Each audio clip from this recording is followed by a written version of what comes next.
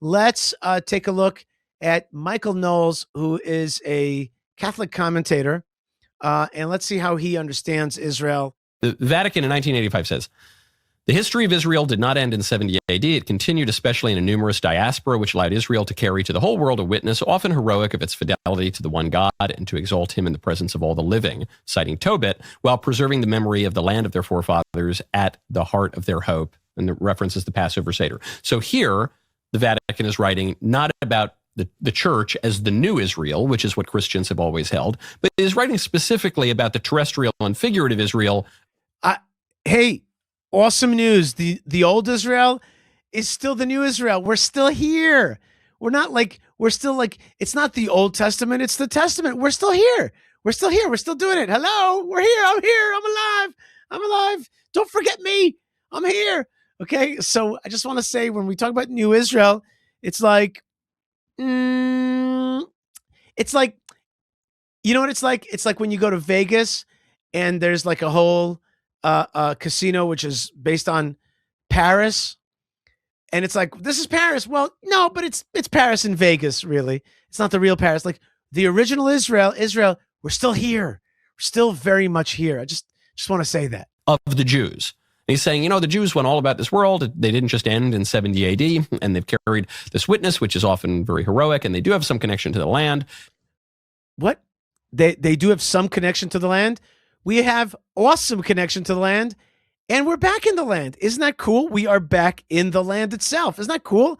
Because the Lord promised to bring us back. You see, I love these guys that they read stuff, but you don't read the Bible. And we all know that sometimes our friends, the Catholics, are not great Bible readers. And I have a very, very, very good friend who's Catholic. I'm not trying to hurt anybody's feelings. I have more than one friend who's Catholic, but I have one very deep friend. He knows exactly who he is. But the bottom line is, we have a deep connection to land, an unbroken connection to the land, and we're back in the land because God wills it. That's my problem with these theologians. They keep talking their own theology. They keep not looking into what God actually wants. However, here's the key. Christians are invited to understand this religious attachment, which finds its roots in biblical tradition, without, however, making their own any particular religious interpretation of this relationship. And then, just to underscore the point, it is kind of obvious that the Jews have connection to the land, but don't make it theological, because that would be a theological problem of theology. Okay. It's like, don't look here. I mean, this thing is something and they got this connection, but try just to not make it theological, because that would be a problem that we don't want to deal with. You know what I'm saying? So let's not talk about that. The existence of the state of Israel and its political options should be envisaged not in a perspective which is in itself religious, but in their reference to the common principles of international law. I've got a problem assimilating this hard thing to do, which is, when I read the Bible, God says that he will ingather the Jewish people's land of Israel, and to assimilate that into my theological reality is a problem, and therefore I will not think about that. And that's the way I will deal with it. This is called the dig a hole and stick your head in it, the ostrich plan theology. That is the way we'll deal with it. We'll deal with it in terms of international law, which is a non-theological, stick our head in the ground way of thinking. Bingo. Love this. This is exactly what the patriarchs are reaffirming from Jerusalem. Which patriarchs do you mean? Not my patriarchs, buddy. My patriarchs are reaffirming the Jewish people's rights and connections to this land forever. And it's totally right. And this is why I would not call myself a Zionist or a Christian Zionist. You're not going to call yourself a Zionist? Michael Knowles? I don't even know who you are. You're not going to call yourself a Zionist? Well, I should just pack up this stuff. Forget the studio. Close it all down. Michael Knowles is not a Zionist. Michael Knowles is not a Zionist. I don't call myself a Zionist. Well, I might as well just close up shop then, Michael. Zionist or any other kind of Zionist. It's not because I don't like the Jews, and it's not because I don't even support the state of Israel. As I think I've made clear, I am broadly supportive of the nation state of Israel. Well, thank you very much, and I do appreciate that. But I am broadly supportive of it, not because I believe in the principles of Zionism, which makes certain historical claims and religious claims that I just don't think are true. I don't think that Buddy, just answer the following question. Is this or is this not the ingathering of the exiles? That's all you have to answer. Theologically, all you have to do is answer one simple question. Is this or is this not the ingathering of the exiles? By the way, I asked that of everybody, Jews as well. I throw out to Jews that challenge as well. Is this or is this not the ingathering of the exiles, Michael Knowles? the Jews are entitled to the Holy Land because of some religious premise. I don't think that's true. In fact, being Christian, I believe that the Old Testament is fulfilled in the New Testament. Christ is the new covenant, the full. And what if the Jew is being ingathered is troublesome to your theology? Will you just look away? Or will you ask yourself, Michael Knowles, what is God doing? What is God doing? Because forget your theology, forget all that kind of stuff. Just ask yourself, is the God of the Old Testament fulfilling his promises? Fulfillment, everything that was typified in the Old Testament is fulfilled in Christ and the church as the new and spiritual Israel. And so when Israel comes around, it's a problem, right? So I don't buy those religious premises, and I don't believe just because a people was on a plot of dirt 2,000 years ago that means they're entitled to it today. That was the dumbest thing that a theologian who supposedly believes in the Bible could say. I love when these theologians are like, and right now we will pause theology. I will not be concerned with what God says. I will skip over the Old Testament, even though it's part of my canon, and be like, oh, I don't think that they deserve a plot of land. Well, did you read the Bible? Michael Knowles, the theologian?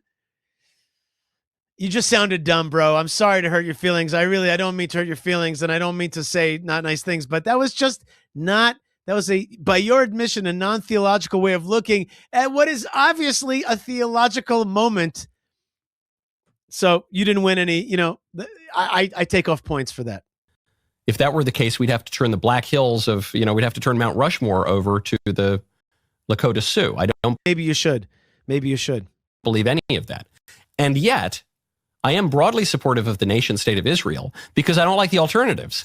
I don't like the idea of giving Iran more power in the Holy Land. I don't think the Muslims have. Oh, you think we're a front for your fight for the West? That's what you think?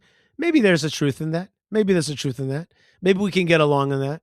But that doesn't mean it's not our land and not our biblical land, not our godly land. Been particularly protective of the holy sites. Sometimes they've been better than others, but the Ottoman Empire doesn't exist anymore. The current options in the Holy Land are not great, and we're probably not reestablishing Baldwin's kingdom anytime soon. So as a practical political matter, then also on the point of international law, the Jews were bequeathed some of this territory by the British Empire, which had control of it after the Ottoman Empire. But why did the British bequeath this land to us? Why did that happen? Because they were Bible-believing folks. They were Christians like you, but not like you. They believed that it was an imperative to fulfill the will of the God of the Bible, which is to ingather the Jewish people back home and help them reestablish a nation state and help rebuild that third temple and the third temple commonwealth. But you don't see that. That is what they saw.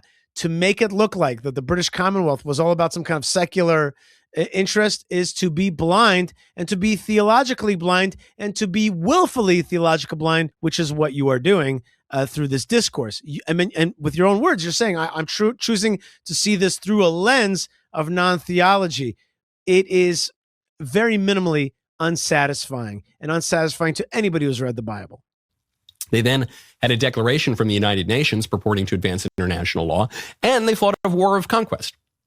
So any way you slice it, it seems to me that according to the current nation-state system, they basically have a right to it. But crucially, that is not. And I appreciate that Michael Knowles sees that the Jewish people have rights. I do appreciate that.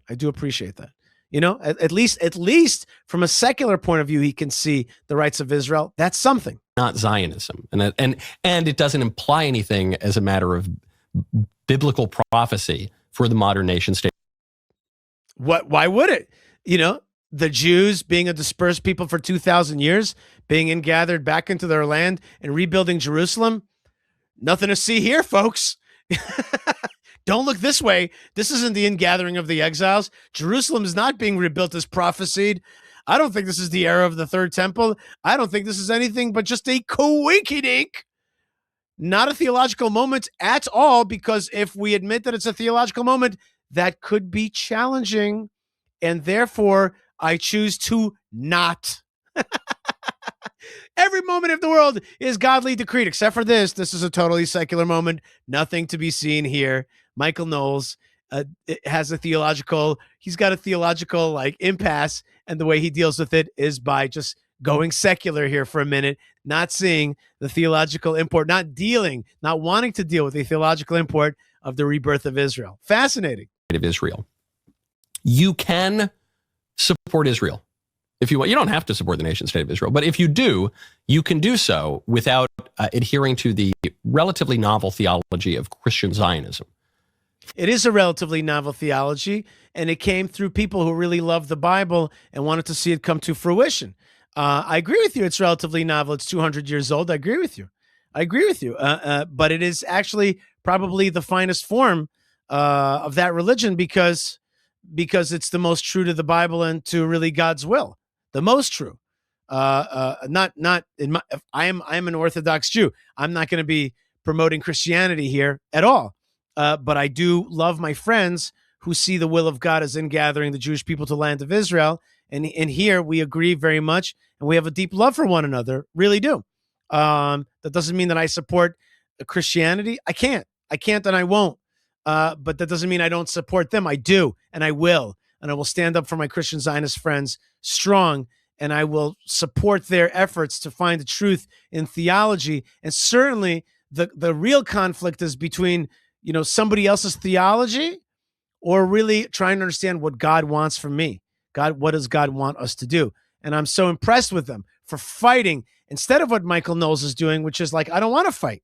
I don't want to fight with my theology. I'm going to have to, I'm going to have to look God in the face and say, hey, you're not behaving according to my theology. And so therefore I got to say that, no, it's not you. It's just international law. And so I don't find this to be courageous, and I don't find it to be intellectually honest. I don't find it to be biblically honest, and I don't find it to be satisfying if from their perspective. Certainly from a Jewish perspective, it's not satisfying. But at least, again, Michael Knowles, at least he recognizes Jewish rights in the land, and I appreciate that. You can like the Jews. I love the Jews. I grew up in New York. I'm very philo-Semitic, okay? Thank you. If you told me Thank you very much, Michael. I appreciate that. And I know what you mean about New York. You're absolutely right. Had to make a choice between hanging out and eating a pastrami sandwich with the guys who make pastrami sandwiches and eating shawarma with the guys who make shawarma, I'm taking the pastrami sandwich. Bro, we make pastrami sandwiches in New York and shawarma in Israel. You got to come hang out with us and have shawarma in Israel. You can have the best of both worlds, baby. Oh my God, you don't know this about the Jews. You see how much he doesn't know, Michael? He doesn't know about our great shawarma making skills. How can you understand the Bible and God's will if you've never had shawarma in Jerusalem, for God's sakes? Michael, you can't be having crackers on Sunday and thinking that that's the ultimate food here. Okay, you got to come to Israel and have some shawarma, bro. You're going to feel amazing here. And we have pastrami, but you're right, pastrami's better in New York, but come have the shawarma here in the land of Israel. You'll see we like mix Middle East with the classic Jewish thing. It's just awesome and culturally and biblically, theologically fulfilling. 100 out of 100 times, okay? Maybe 999 out of 1,000 times. I'm going with the pastrami sandwich. You can be philo-Semitic and not adhere to the relatively novel ideology of Christian Zionism. But you know what's not a relatively novel ideology? The biblical promise that God is going to ingather the exiles. That's not Christian Zionism. That's biblical Zionism. And to just look away there is just not intellectually curious, deep, theologically consistent. And it's not a matter of that Christian Zionist is 200 years old. And it's not even a matter of Zionism, which is, you could say it's a new phenomenon, political Zionism. It's the will of God, which is so old. It's the promise that God gave Abram before he was Abraham. in the covenant between the parts. You got to read that so-called Old Testament. I rather call it the Old E, with the E at the end, Old Testament. Like, that's the cool one. I don't know. But we believe that, the Torah is the original and eternal true testament, and its promises are being fulfilled no matter what theological problems Michael Knowles has. That's clearly what the patriarchs of Jerusalem are saying. And who's this? Do you know? Do you know about our patriarchs? They were also in Jerusalem. You know what patriarch was in Jerusalem? Abraham. He almost sacrificed his son Isaac in Jerusalem. That's where the site of the first temple was. That's the site of the second temple. That is the site of where the third temple will be soon. Michael Knowles. I'm just giving you a theological memo. Theological memo from Jerusalem to Michael. Anyone suggesting that this is a break with tradition or anti-Semitic or anything like that, I think is just totally insane. Okay, Michael Knowles, thank you very much for joining us and giving us your theological perspectives. I hope that you were able to hear my critique right back to you. All right, folks, God bless you wherever you are. Thank you so much for being with me. Don't forget to like, subscribe. Do it right now. Do it right now. Do it right now. Do it now. Please, please, please. Like, subscribe, comment. Check out our web store. Become a member. And, of course, you could go to our ways of beautifying and strengthening the land of Israel. First thing, our YouTube page and our various social media is Yishai Fleischer TV. Our website for strengthening the land of Israel and restoring the land of Israel is fightforisrael.org. And to support this show, it's buymeacoffee.com/Yishai. Be generous. It makes a tremendous difference. It gives us a lot of strength. And if you want to support the Tomb of the Patriarchs and Matriarchs, the organization that I work for is the Jewish Community of Hebron. Our support comes through hebronfund.org. Let's go big and go home, B'ezrat Hashem. And don't forget that Israel is the liberation nation, bringing liberation to the world for a nation that broke out of Egyptian slavery, being reborn now in the land of Israel. God bless you, folks, wherever you are. Stay tuned, stay strong, stay connected. Lots of love and lots of blessings from the land of blessings. And shalom.